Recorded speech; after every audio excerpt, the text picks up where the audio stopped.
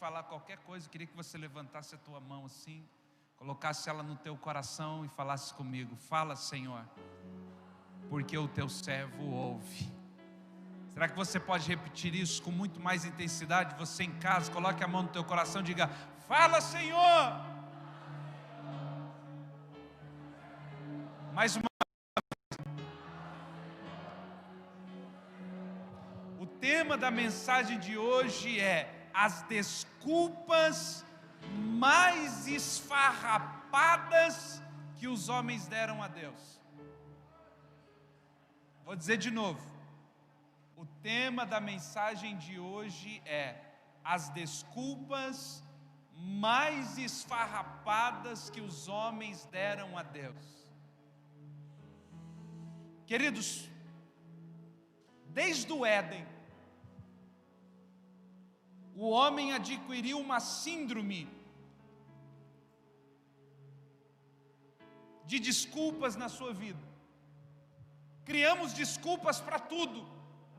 Temos desculpas para não ir ao trabalho, temos desculpas para não ir à igreja, temos desculpas para desconstruir um casamento, temos desculpas para viver a vida miserável que nós estamos vivendo. Nós vamos vivendo vidas de desculpas sem entender que o resultado da nossa vida é a soma de tudo aquilo que nós estamos tomando como decisões. A grande maioria das pessoas ainda não entendeu que as decisões e desculpas que dão ao longo da sua vida têm como resultado o presente que elas estão vivendo. O que eu estou vivendo aqui, agora, nesse momento, é resultado de decisões que eu tomei ao longo da semana, ao longo do dia. Talvez alguns durante esse dia disseram assim: hoje eu estou cansado demais, hoje eu estou com uma dor de cabeça, mas tomaram uma decisão na sua vida e romperam com talvez a debilidade de estarem aqui hoje. O que eu quero caminhar com vocês nessa noite, o que eu quero mostrar ao longo dessa mensagem é que alguns homens, e não eram qualquer homem, homens bíblicos, homens que nós olhamos para eles, dizemos: se eu pudesse eu seria igual a esse homem.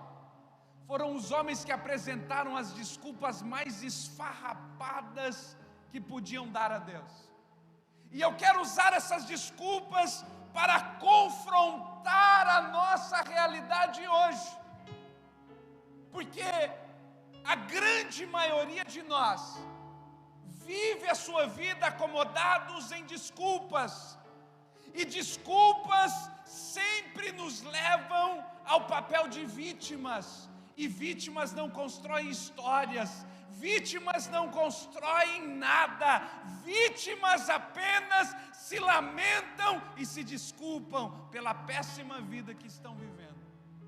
Então olha para o seu irmão e diga assim: hoje, diga para ele hoje, ou você acaba com as desculpas e vive uma vida diferente, ou você vai entender que não passa de um grande mentiroso. Você está aí?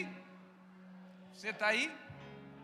Você já conhece pessoas que vivem se desculpando por tudo, vive criando desculpas. Ela tem um problema, mas ela cria uma desculpa para desviar a atenção do problema. São essas pessoas que são alvo dessa mensagem. Anote comigo a primeira desculpa. A primeira desculpa que eu quero caminhar com vocês foi dada por Moisés. Êxodo capítulo de número 4 e o versículo de número 10. Êxodo capítulo de número 4 e o versículo de número 10. Olha o que diz o texto. A primeira desculpa que eu quero levantar aqui essa noite foi dada por um homem chamado Moisés, o grande libertador da história de Israel. Quando Deus lhe deu um chamado, ele não responde com exatidão. Entre a resposta de Moisés ao chamado de Deus, existe uma grande desculpa na tentativa de desviar aquilo que Deus estava dizendo. Então veja, Êxodo capítulo de número 4 e o versículo de número 10. Deus está dizendo: Moisés, tudo que eu estou apontando para você, eu quero dizer, vá a Faraó e diga a ele o que eu estou fazendo, diga a ele o que eu farei. Então no capítulo de número 4, no versículo de número 10, vem a resposta de Moisés. E olha a resposta dele para Deus. Então disse Deus ao Senhor: ai meu Senhor, ai meu Senhor,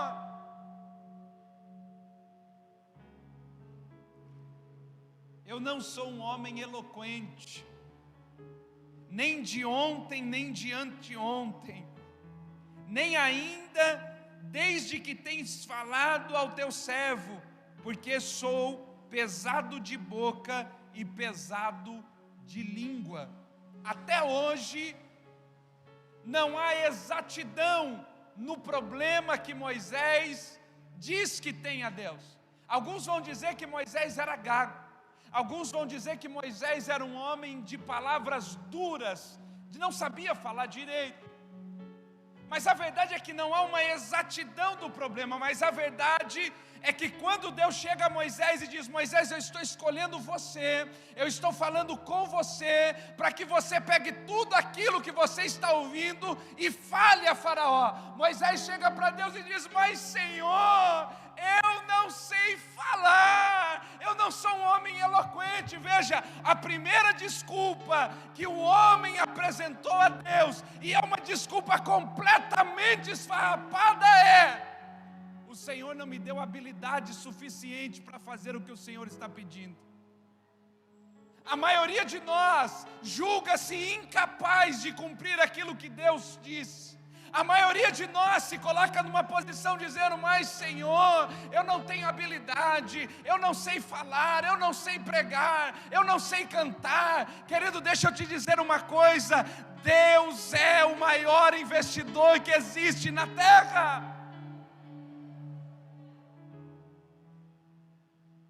Quando Deus te chamou, Ele já te chamou porque havia algo dentro de você.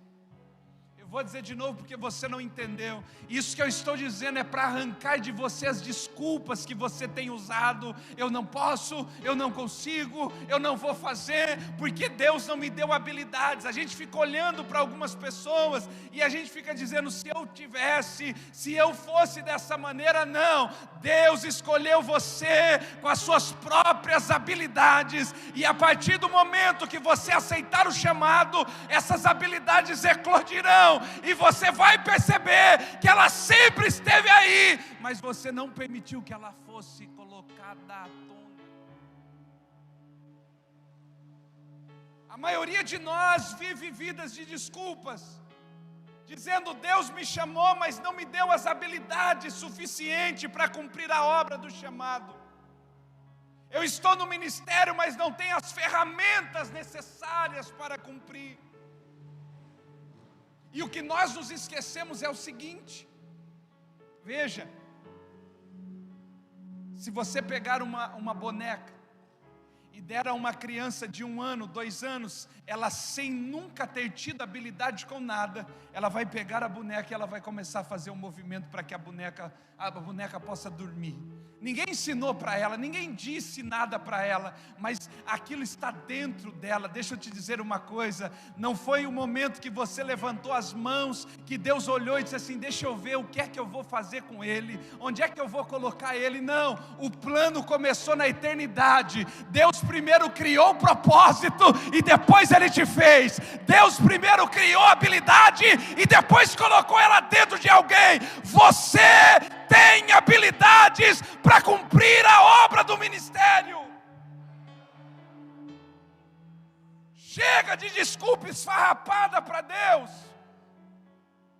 A primeira desculpa esfarrapada usada por um grande homem foi: eu não tenho habilidade para fazer isso que o Senhor está me pedindo. Agora veja, não era o bispo Robson que estava pedindo para Moisés, não era o Alexandre que estava pedindo para Moisés, era o próprio Deus que estava dizendo: eu quero que você vá lá e faça. Era como se Moisés estivesse dizendo para Deus: Senhor, o Senhor está me pedindo para fazer algo que não me deu recursos para cumprir a obra.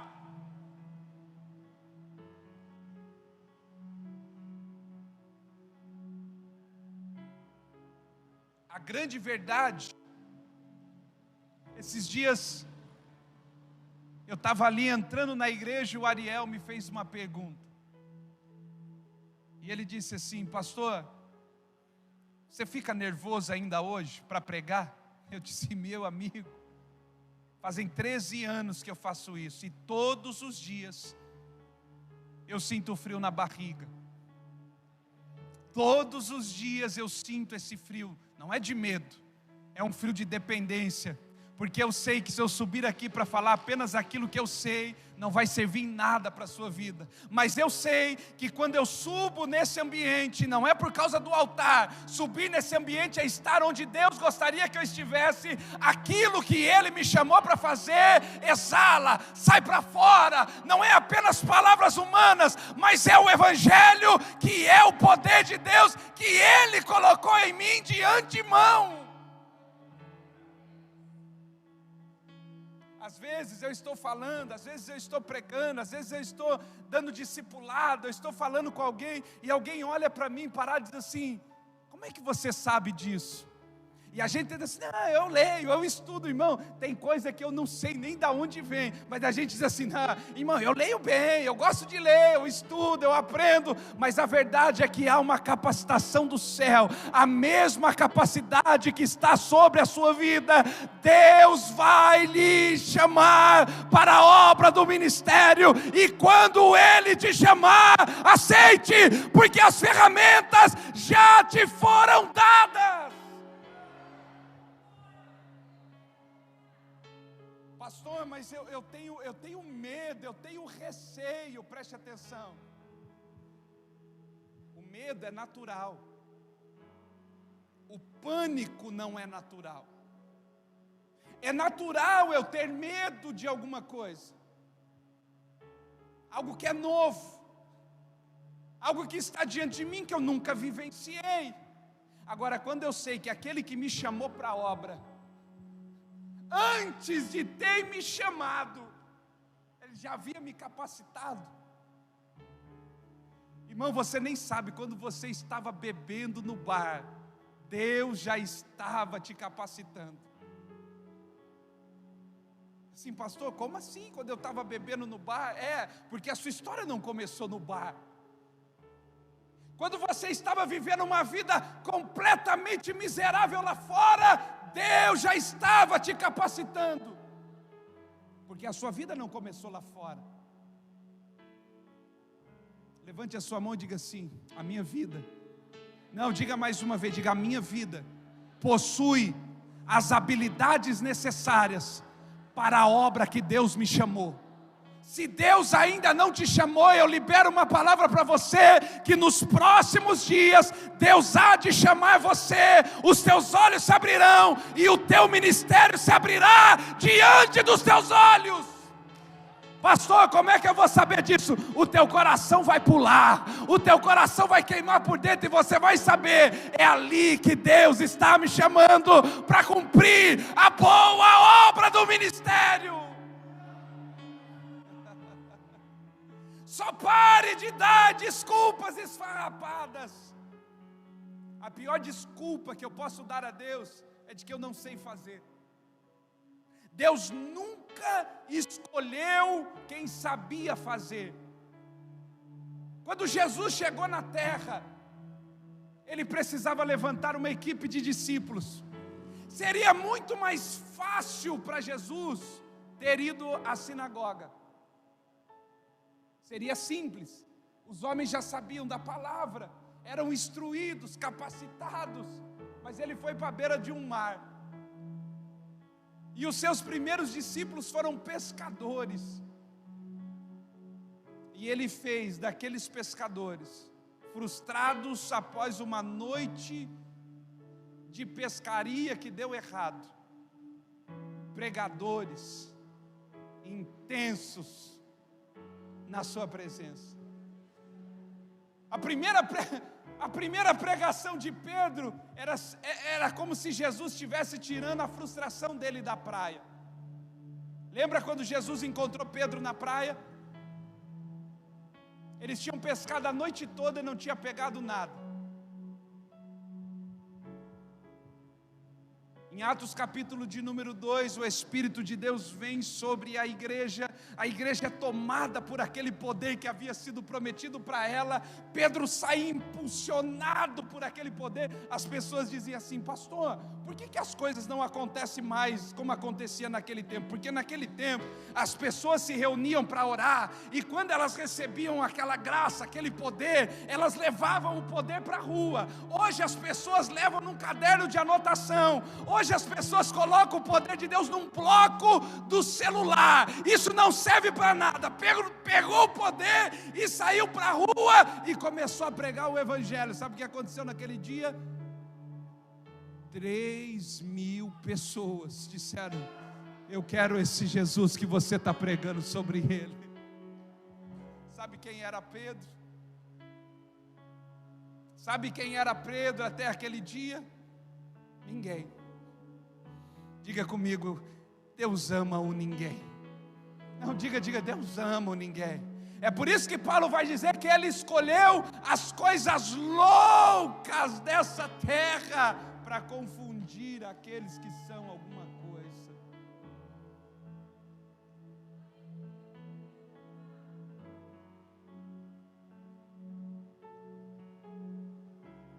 Quem éramos nós? Aí Deus nos chama, nos tira do lamaçal do pecado, lava a nossa vida, purifica a nossa alma e nos introduz nas trincheiras do ministério. Aí a gente começa: mas será que mesmo? Será que eu tenho habilidade? Será que eu vou conseguir, querido? Entenda que o chamado antecede a sua criação.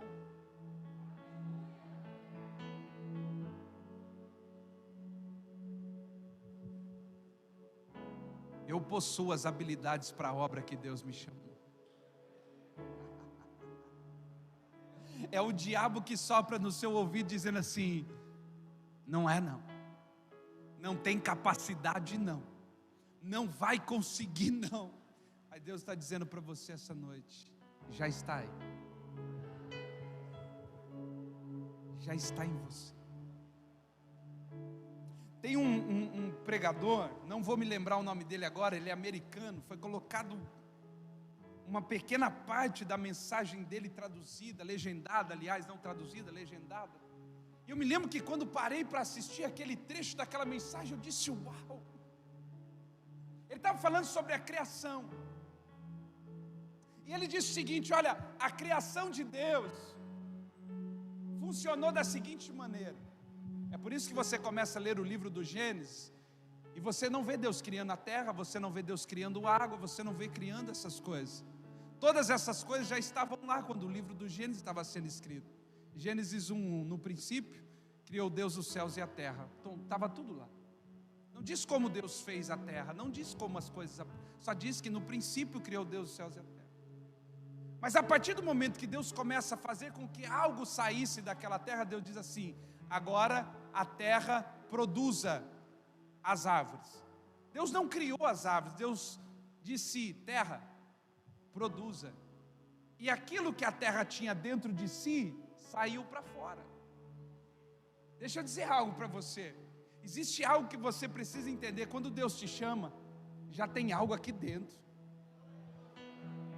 já está queimando aqui dentro. A única coisa que você precisa é deixar isso sair para fora. Diga: essa noite as minhas habilidades eclodirão como um vulcão entrando em erupção. Chega de desculpas esfarrapadas de que não há habilidade em você. Segunda desculpa.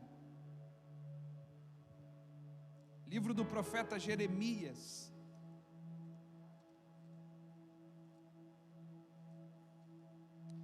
Livro do profeta Jeremias. A segunda desculpa esfarrapada que um homem deu a Deus. Jeremias capítulo de número 1.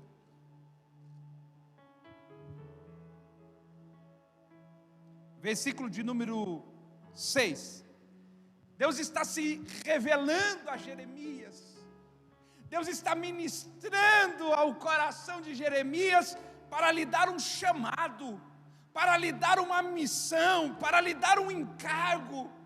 E quando Deus começa a falar com Jeremias, no versículo de número 6, ele disse: ai, Senhor, a mesma coisa de Moisés. Sabe o que esse A? Esse A aqui é aquele assim: ai, Senhor. Já conhece a pessoa? Ai, meu Deus. Ai, meu Senhor. Olha a desculpa esfarrapada de Jeremias. Ai, Senhor Deus, eis que eu não sei falar, porque ainda sou um menino, uma criança. Em outras palavras, a desculpa de Jeremias foi: o Senhor está me chamando no tempo errado, eu ainda sou uma criança. Uma criatura está olhando para Deus, chamando-a, e Ele está dizendo assim: o Senhor me escolheu no tempo errado. Mas como assim? Como o Senhor me escolheu no tempo errado? Porque tem pessoas que você vai conversar com elas, ela diz: pastor, se eu tivesse conhecido Jesus antes. Querido, você não conheceu Ele antes porque Ele te quis agora. Você foi escolhido no tempo exato, você foi escolhido no tempo perfeito para cumprir a obra que Ele tem sobre a sua vida. Deus não errou o tempo quando te chamou. O tempo é agora. O tempo exato é hoje. Talvez eu não entenda isso, e aqui talvez more o perigo de confundir o chamado de Deus. Porque as pessoas costumam dizer assim: pastor, eu não consigo entender ou discernir qual é o tempo sobre a minha vida.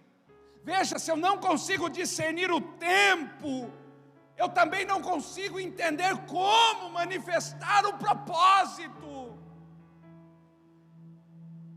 Jeremias está dizendo para Deus: Senhor, linda chamada, o Senhor estava falando, meu coração estava queimando, mas tem uma coisa: o Senhor chegou um pouquinho antes da hora, tinha que ter esperado um pouquinho mais. E aí então Deus vai aplicar uma das maiores lições para Jeremias. Versículo de número 5, está escrito assim, olha lá: antes,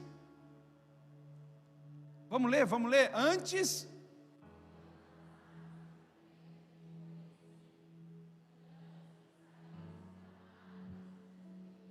irmão, olha o que Deus está dizendo para Jeremias: antes de eu colocar você no ventre, eu já tinha criado a missão.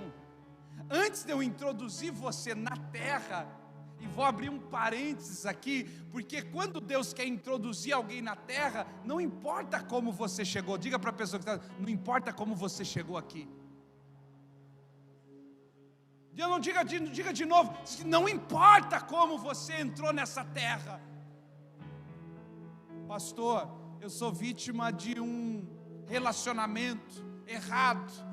Pastor, eu sou vítima de um abuso, eu sou vítima de um estupro, eu sou vítima de um relacionamento que tinha tudo para dar errado. Pastor, eu carrego a dor de alguém que disse para mim: você não foi desejado, você não foi querido, nós não estávamos esperando, você foi uma gravidez completamente desejada. Presta atenção, o céu dizendo algo para você: não importa como você chegou aqui, que bom que você veio.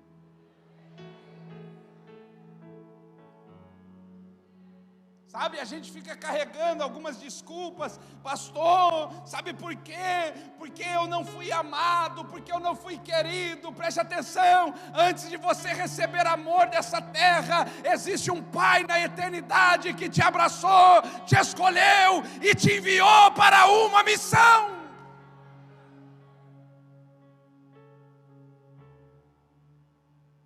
É por isso que ele vai dizer: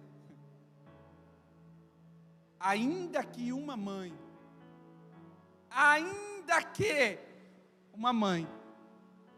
talvez esse tempo fosse um pouco mais difícil de acontecer isso, mas ele vai dizer: ainda que uma mãe se esqueça do filho do teu ventre, eu todavia, diz o Senhor, não me esquecerei de você.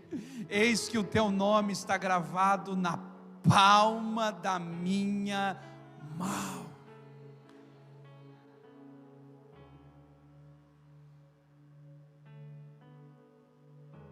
O diabo tem a habilidade de nos convencer de que Deus nos escolheu no tempo errado, na hora errada. O diabo é especialista em criar uma confusão na nossa mente, para que a gente não entenda o tempo específico de um chamado. É por não discernir o tempo que a maioria de nós se embaraça em desculpas esfarrapadas para Deus. A grande parcela das desculpas apresentadas a Deus nos últimos tempos, elas são fruto de uma má interpretação de tempo. Primeira desculpa esfarrapada que um homem deu para Deus: o Senhor me chamou, mas não me deu habilidade. A segunda desculpa esfarrapada que um homem está dando para Deus é: o Senhor está me chamando, mas a hora é errada. Eu me lembro de um testemunho de um homem uma mulher que fora chamada por Deus. Deus a chamou aos 17 anos de idade, ali. E Deus disse para ela assim: filha, eu tenho um chamado para você ser missionária no campo. E ela disse: ai meu Senhor, eu estou entrando para a faculdade agora, eu não posso cumprir a obra do chamado agora. 5 anos depois, Deus a visitou de novo, quando ela estava com o canudo de formada na mão, e disse a ela assim: querida, novamente eu tenho um chamado no campo missionário para você.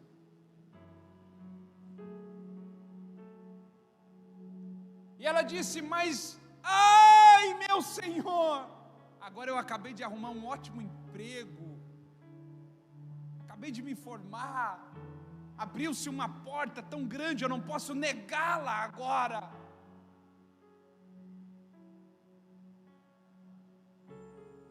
Alguns anos depois, Deus a visita de novo. Essa mulher agora já está casada. Deus disse assim: agora eu tenho um chamado para você. Ela disse: ai meu Senhor, mas agora eu estou grávida. A criança cresce, vai embora, casa. Deus visita a mulher de novo e diz assim: querida, um chamado. Ela disse: ai meu Senhor, agora eu sou vó, eu não posso ir porque eu tenho que cuidar dos netos. Um belo dia, aquela senhora já com seus 60 e poucos anos, numa bela tarde, escuta a campainha da sua casa tocar, se levanta da sua poltrona. Quando ela abre a porta, está do outro lado um homem que diz para ela, olhando nos seus olhos: o sangue de 2 milhões de argentinos cairá sobre os teus ombros. Ela e caiu e morreu. Pastor, como assim, pastor? Calma, deixa eu te contar um outro testemunho, um outro ponto, para que você tenha um contraponto. Havia um homem, um empresário bem-sucedido, financiador da obra missionária. Esse homem era um pastor auxiliar da igreja, financiava missionários ao campo, mas um belo dia ele decidiu que o chamado para ele era ser pastor em tempo integral. Ele abriu mão das suas empresas e foi vivenciar a obra integral do ministério. Consolidou uma boa igreja, vivenciou a obra do ministério. Quando ele chegou diante de Deus no céu, ele disse: Senhor, eu estou apresentando a minha congregação, eu trabalhei a obra do ministério, uma coisa linda. Está aqui, Senhor, o fruto do meu trabalho. Uma igreja de 400, 500 pessoas. E Deus disse para ele: quando foi que eu te mandei abrir uma igreja? Você, como empresário, sustentava a obra missionária que alcançava milhões de pessoas nos campos. Eu nunca te mandei ser pastor. Era para ter sido um homem de negócio. Sabe qual é o grande problema disso? É que nós vamos se enveredando nas trincheiras da vida, dando desculpas, e muitas delas às vezes espirituais, para sustentar a nossa própria vontade. E aquilo que é chamado deixa de ser chamado e se torna uma aventura catastrófica, seja ela no mundo ministerial, seja ela no mundo das nossas atividades de trabalho. Pastor, então qual é o grande X da questão? Discernir o tempo, saber o tempo exato das coisas. A maioria de nós, a maioria e a grande maioria absoluta, não será chamada para a obra integral do ministério. Sabe o que isso significa? A maioria de nós nunca abandonarão seus trabalhos, serão pastores em escolas, serão pastores dentro de cada empresa. Irmão, preste atenção no que eu vou dizer para você. Isso é uma verdade que queimou no nosso coração quando ouvimos. Porque a nossa tendência é o seguinte: nós nos convertemos, aceitamos a Cristo, e a partir do momento que nós aceitamos a Cristo, uma das primeiras coisas que nós queremos fazer é sair do lugar onde nós estamos e imaginando que estamos indo para o lugar onde Deus quer que nós estejamos. Então a maioria das pessoas, quando se converte, ela diz: pastor, o meu trabalho é um inferno, eu trabalho num ambiente hostil, eu trabalho num ambiente maligno. Pastor, eu trabalho num lugar onde o irmão da direita é ateu, e onde o irmão da esquerda, ele é macumbeiro. Pastor, Deus tem que me tirar de lá. Ele disse: não, é por isso que Deus te salvou e te deixou no meio deles. Pastor, mas eu vou ficar no meio do macumbeiro e no meio de um ateu? Imagina se toda pessoa que é salva por Cristo, ela saísse do lugar onde ela estava. Imagina se todos os professores das redes estaduais e públicas, quando aceitassem a Cristo, saíssem do lugar onde eles estão. Quem estaria dando aula para as nossas crianças? Professores universitários. Quem estaria dando aula aos jovens? Imagina você, que Deus encontrou você, e aí você diz assim: agora Deus está me chamando para a obra. Diz assim: não, levanta a sua mão e diga assim: a partir de hoje, eu vou brilhar onde Deus me colocou. É ali, é ali. Pastor, mas e se Deus me quiser levar para outro lugar? A Bíblia diz que aqueles que são do Senhor são como a palha que o vento sopra. Ele vai levar. Pare com a desculpa esfarrapada que não é o tempo. Pastor, não é o tempo. Como assim não é o tempo? Como assim não é a hora? Eu lembro que uma das coisas que eu almejava quando eu ia à igreja, logo quando eu me converti, era pregar o Evangelho. O que me fascinava, o que brilhava os meus olhos, era olhar para o altar e dizer assim: eu quero isso.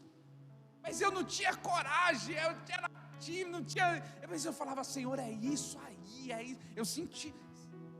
Até que um dia alguém virou para mim e disse assim: não vai rolar não, não é o tempo.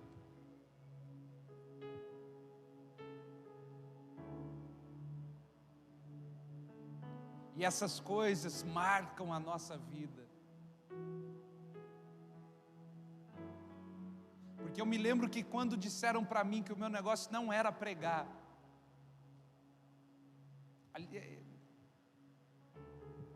eu acho que é pregar, eu acho que é. Eu me lembro, Alexandre, que um dia eu preguei uma mensagem na igreja. E aí fizeram aquela reunião e disseram assim: essa mensagem é errada, já contei isso para vocês, essa mensagem é errada que você pregou. Eu lembro que quando eu estava começando, Silas Malafaia estava no auge da televisão. E aí, como me pediram para pregar, eu copiei uma mensagem do Silas Malafaia. Perdão, Silas. Eu literalmente copiei uma mensagem do Silas e disse: essa mensagem vai arrebentar.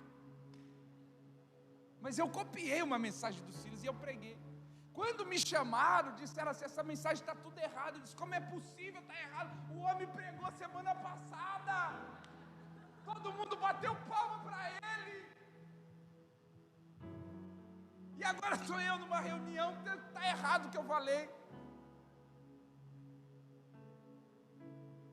Foi aquele dia, foi aquela reunião que me fez estudar a Bíblia, que me fez ler livro, que me fez orar. E sempre quando o coração tenta vacilar alguma coisa, eu me lembro daquele dia. Eu me lembro de um dia receber alguém na igreja. Presta atenção, a gente já tinha começado a igreja. E de repente disseram para mim assim: pastor, tem um bacharel em teologia que disse que só veio aqui para ouvir a sua mensagem. Ele dizendo para mim isso depois que me conheceu. Ele disse que tinha ouvido falar de mim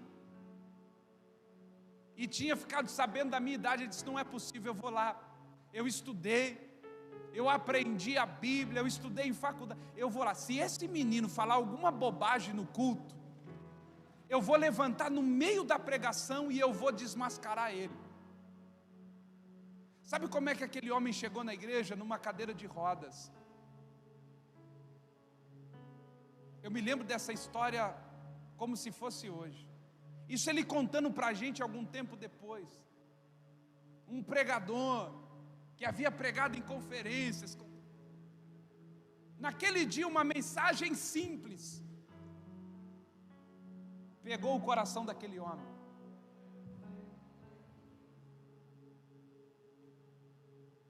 Quinze dias depois nós estávamos na casa dele. E ele contando o testemunho de como Deus havia começado uma transformação. Mas ele diz assim: eu fui aquele dia para te pegar, cara.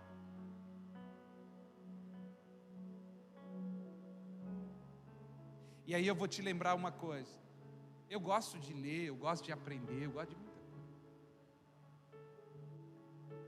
Mas eu sei que a maioria das coisas que falo não é. É por isso que eu não gosto muito de escrever, irmão. Quando eu tento escrever, eu fico meio... Deus te escolheu no tempo certo. Diga para 3 pessoas, diga assim: não foi no tempo errado, foi no tempo certo que você veio.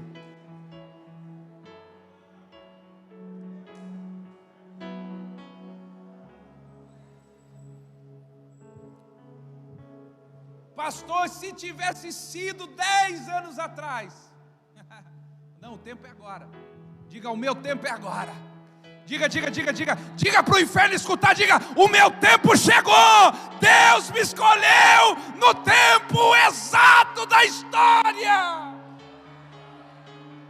É o nosso tempo.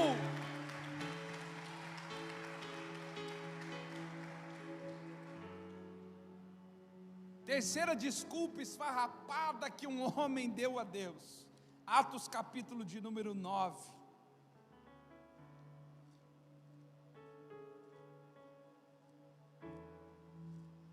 Ou as desculpas esfarrapadas acabam hoje, ou a gente vai continuar vivendo uma vida andando em círculos,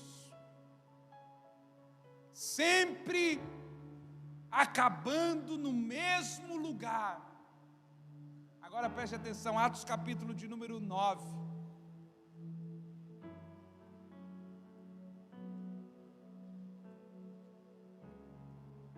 A partir do versículo de número 11, a terceira desculpa esfarrapada que um homem deu. Deus está falando agora com Ananias. Paulo está em Damasco, cego, orando, jejuando, passando por uma transformação inacreditável e sobrenatural.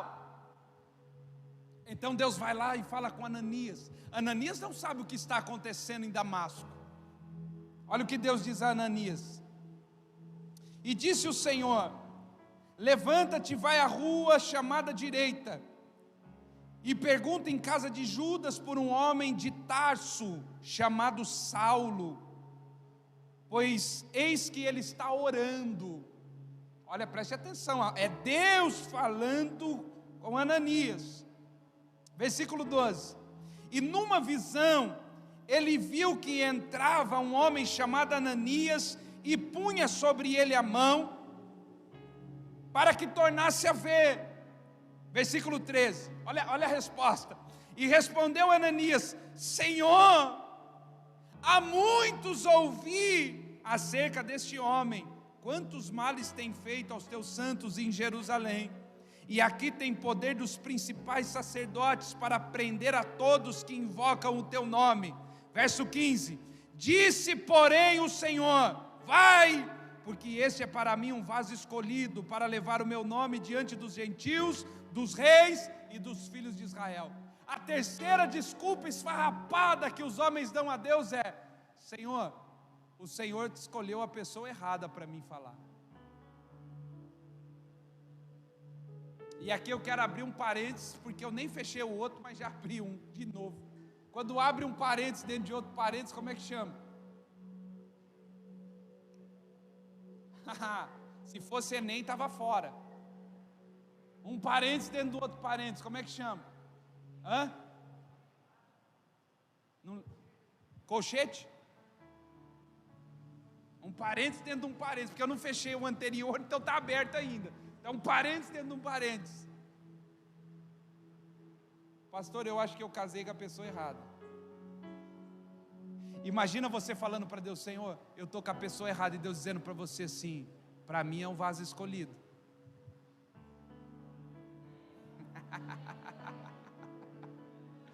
Senhor, o Senhor não sabe o mal que Ele está me fazendo. Mas eu sei também que Ele está orando, para mim é um vaso escolhido. Assim, mas Ele não está na igreja, mas na sua casa Ele está orando, e eu tenho ouvido, é um vaso escolhido. Vá lá e em vez de brigar, de murmurar, de reclamar, coloca a mão sobre a cabeça e ora, e abençoa, e profetiza, e declara uma salvação sobre a vida dele ou dela. Sabe qual é a desculpa esfarrapada? É a desculpa de Jonas. Jonas tentou de todos os meios fugir do chamado que Deus havia dito: vá lá e pregue para os ninivitas. Você conhece a história. Jonas desce no porto, pega um navio para Tarsis, dá errada a viagem, ele cai no mar, o grande peixe o engole, devolve ao propósito, ele caminha até Nínive, porque Nínive não era uma cidade praiana, não é a historinha que você pensa que o peixe pegou Jonas do barco e vomitou em Nínive. Nínive não era uma cidade de praia. O peixe vomitou Jonas e Jonas teve que caminhar até o propósito. Quando Jonas chega lá, Jonas chega assim, tem que pregar arrependimento, né? Então é como se Jonas passasse assim pela cidade, ó, prega, se arrepende aí, porque Deus falou que vai matar vocês, hein?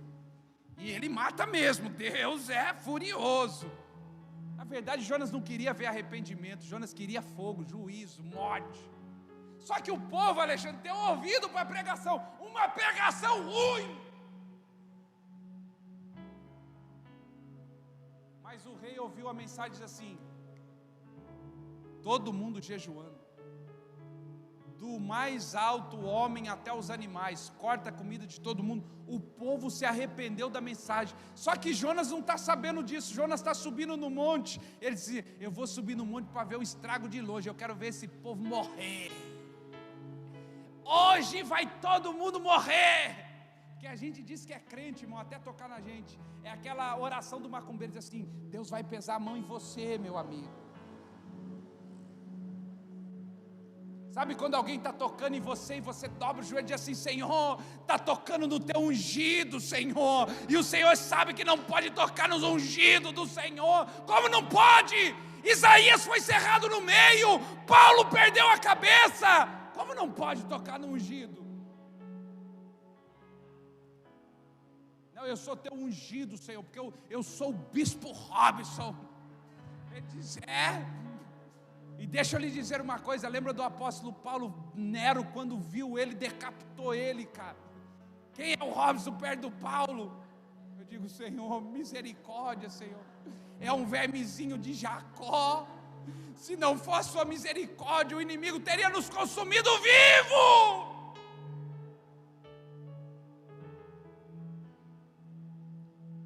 Jonas está subindo a montanha, dizendo assim: daqui a pouco o fogo, o céu vai fumegar em cima desse povo. O que ele não sabia é que estava acontecendo algo ali dentro. O povo estava se arrependendo, o povo estava dobrando o seu joelho, pedindo perdão dos pecados, e Deus ouviu a oração daquele povo. Nós temos muita religiosidade na vida. Sabe, talvez você está aqui e está dizendo: Senhor, por favor. E talvez Deus está ouvindo mais a oração de quem ficou na sua casa, orando com sinceridade, do que a sua fingindo algo que não é. Ah não, mas eu estou na igreja. Que adianta estar na igreja, vivendo uma vida de mentira? Pelo menos ficou alguém em casa sendo sincero, verdadeiro, dizendo: Senhor, eu sou um miserável, eu não presto mesmo, mas tem misericórdia da minha vida, tem misericórdia de mim, Senhor. Jesus vai contar uma parábola e ele vai dizer assim: olha, havia dois homens, um estava lá na frente do templo, na frente do altar, batendo no peito e dizendo: Senhor, o Senhor precisa ouvir a minha oração, porque eu jejuo 3 vezes por semana, eu dou o dízimo, eu cumpro a lei, eu faço. Lá no fundo da congregação tinha um outro homem, cabeça baixa, orando baixinho, dizendo: Senhor, tem misericórdia da minha vida, eu sou falho, eu não mereço. E aí Jesus vai dizer: a quem você acha que Deus ouviu? Aquele que batia no peito e dizia: eu oro, eu jejuo, eu dou o dízimo, eu ir. Ou aquele que estava lá, contrito de coração, diz assim: não mereço. O grande problema que nós temos é criar um preconceito das pessoas.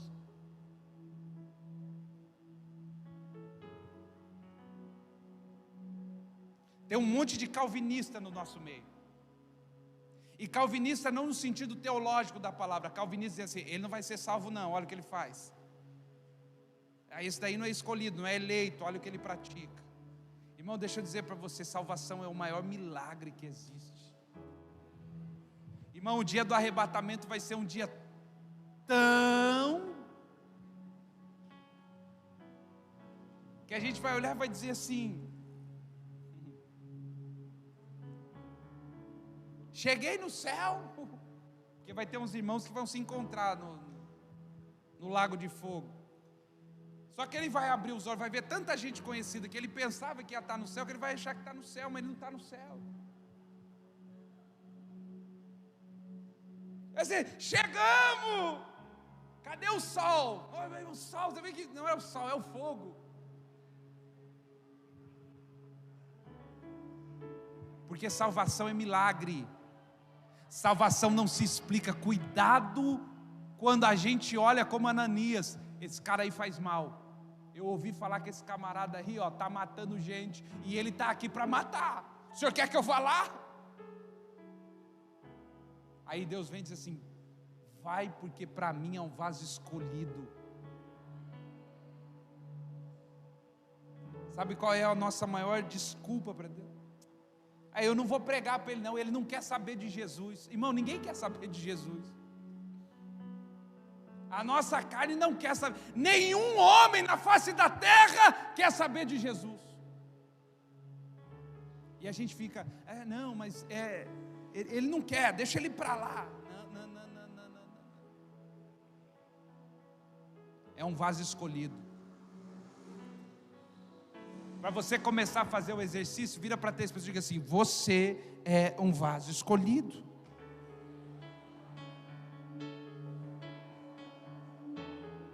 Diga, você é um vaso escolhido.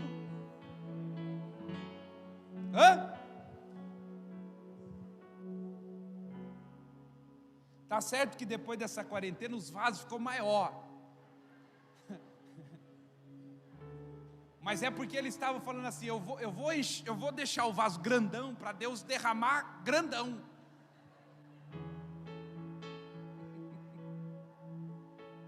Ou vai dizer que você não tentou vestir uma roupa e não coube, depois de 40, 60 dias, parado.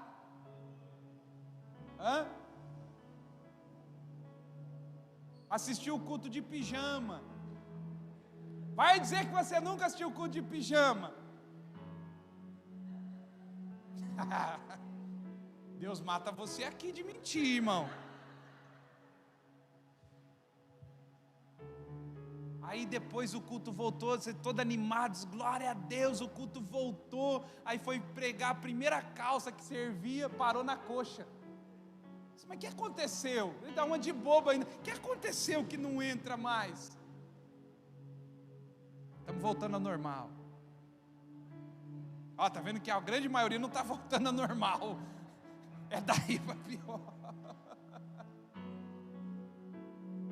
Quarta e última desculpa esfarrapada que um homem dá para Deus. Gênesis capítulo de número 3. E versículo de número 12.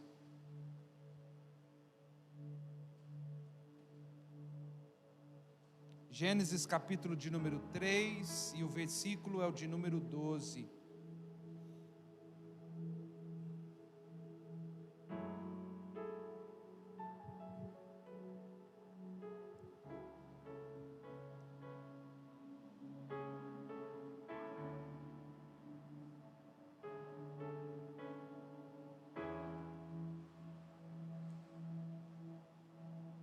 Deus está tratando com Adão e Eva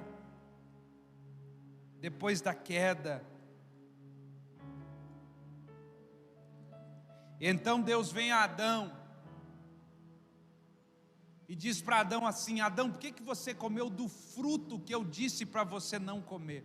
A resposta de Adão: ao que respondeu o homem, a mulher que me deste por companheira deu-me a árvore e eu comi.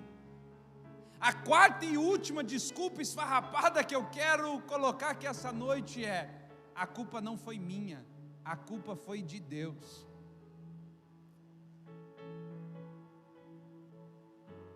Deus é culpado. Sabe o que eu tenho aprendido nesses últimos dias? Que nós aprendemos um chavão, e que na maioria das vezes esse chavão não é uma verdade. Quando acontecem algumas coisas difíceis na nossa vida, nós temos a tendência de dizer: foi da vontade de Deus. Se tornou um chavão. Deus sabe o que fez, mas aqui dentro, aqui no meu interior, a verdade que habita é: por que é que Deus não fez o milagre? A gente tenta racionalizar a ideia dizendo: Deus cumpriu o propósito, Deus sabe o que faz. Mas a verdade é, se Deus tivesse feito alguma coisa, a nossa vida estaria melhor. Se Deus tivesse curado aquela pessoa, seria diferente. Eu não estaria atravessando esse luto, eu não estaria passando por essa dor, eu não estaria passando por essa angústia. Então eu tento de alguma maneira dizer: o único culpado dessa situação é Deus. O diabo quer que a gente olhe e enxergue Deus como culpado das tragédias da vida. Tragédias que na maioria das vezes fomos nós mesmos que a criamos. Mas a síndrome do Éden é: não assuma a culpa, coloque ela em alguém. É mais confortável. Não assuma a responsabilidade dos atos, jogue sobre outros. Não traga o peso da culpa sobre você, jogue sobre alguém, fique mais leve.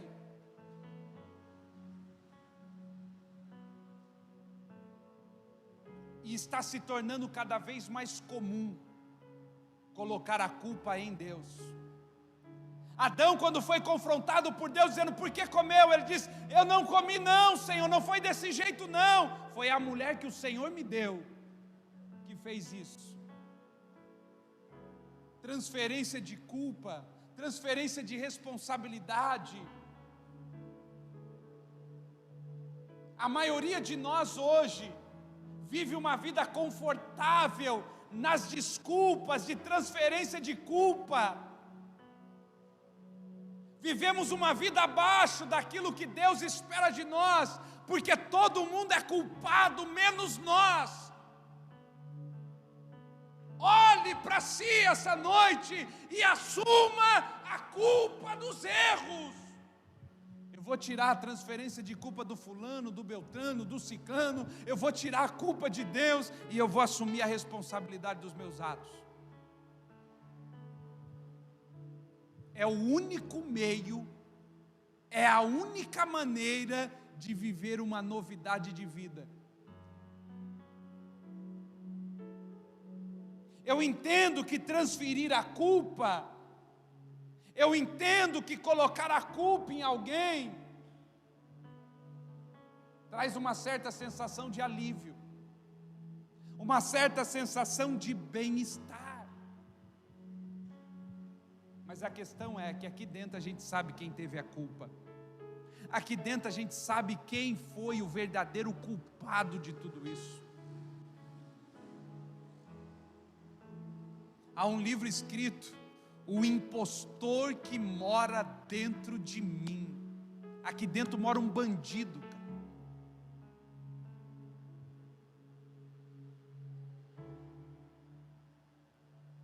Já parou para pensar nisso? Já parou para pensar que aqui dentro mora um bandido?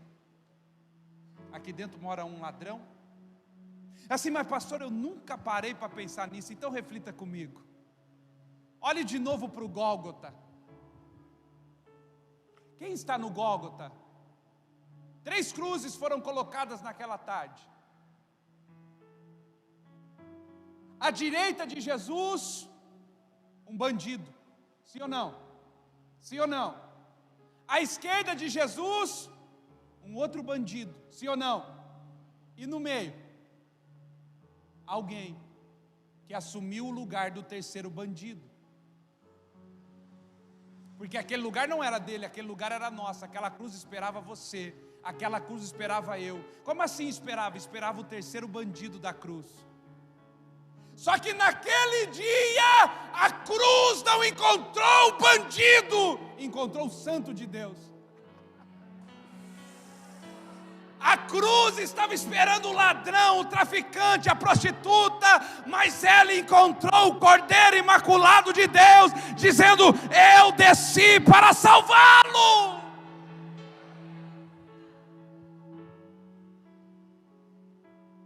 É interessante que o momento da cruz, é extraordinário.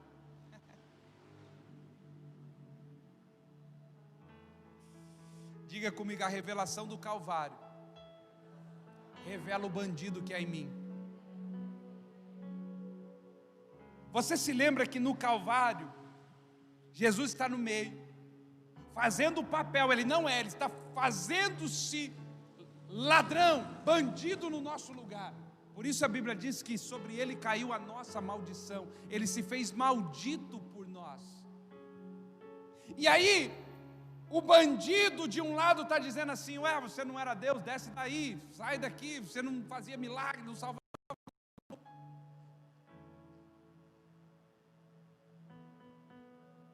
Aqueles dois bandidos da cruz revela as duas naturezas que possuem a nossa vida.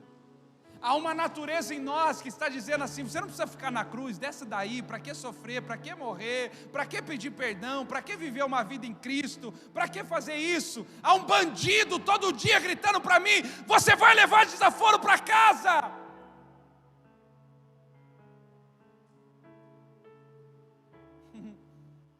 Há um bandido que mora aqui que diz assim: você vai pedir perdão, você é bobo? Você vai deixar acontecer de novo? Já aconteceu uma vez. Você vai perdoar e vai acontecer de novo. Mas do outro lado tem outro que está dizendo assim: Senhor, lembra-te de mim quando entrares no teu reino.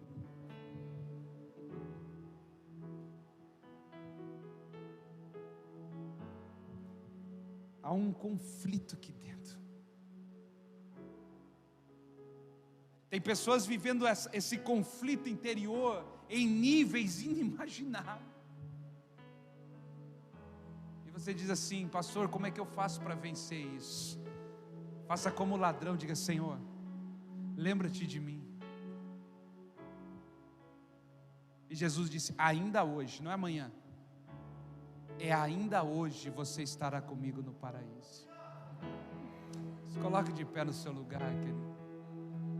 Eu quero convidar você a fechar os teus olhos e a pedir perdão ao Senhor. Diga: Senhor, me livra das desculpas, enquanto o ministério prepara uma canção para a gente.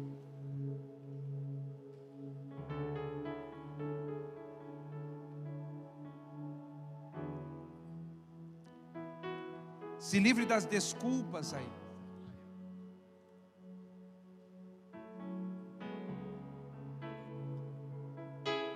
Abra mão das desculpas essa noite.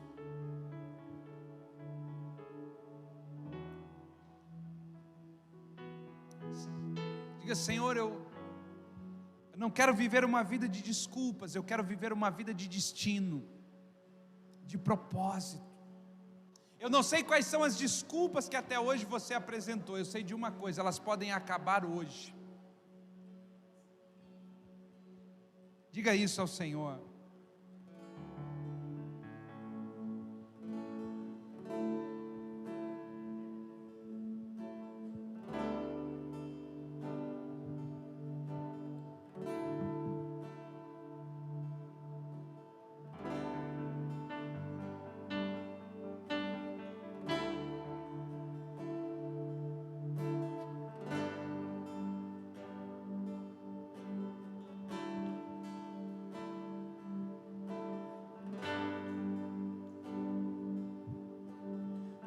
Me separará do amor de Cristo? O que poderá me afastar do teu amor? Quem me separará do amor de Cristo? O que poderá me afastar?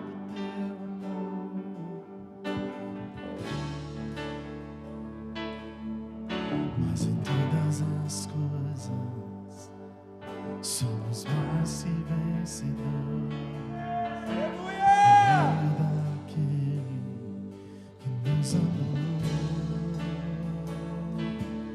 Diga: acabaram-se as desculpas. Acabaram-se as desculpas. Por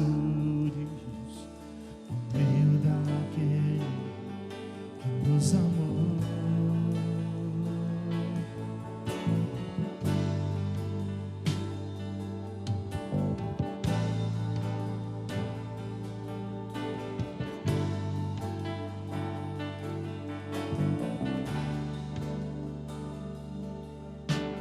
Quem me separará do amor de Cristo?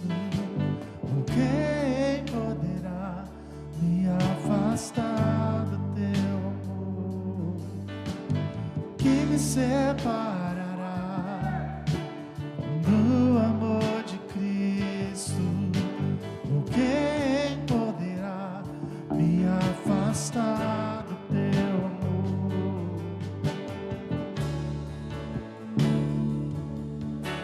Em todas as coisas somos mais que vencedores por meio daquele que nos amou.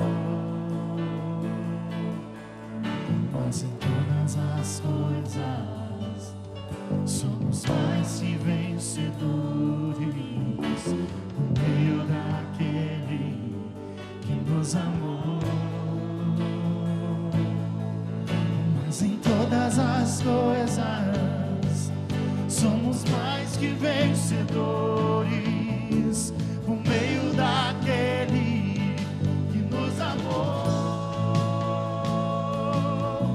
Mas em todas as coisas somos mais que vencedores por meio daquele que nos amou.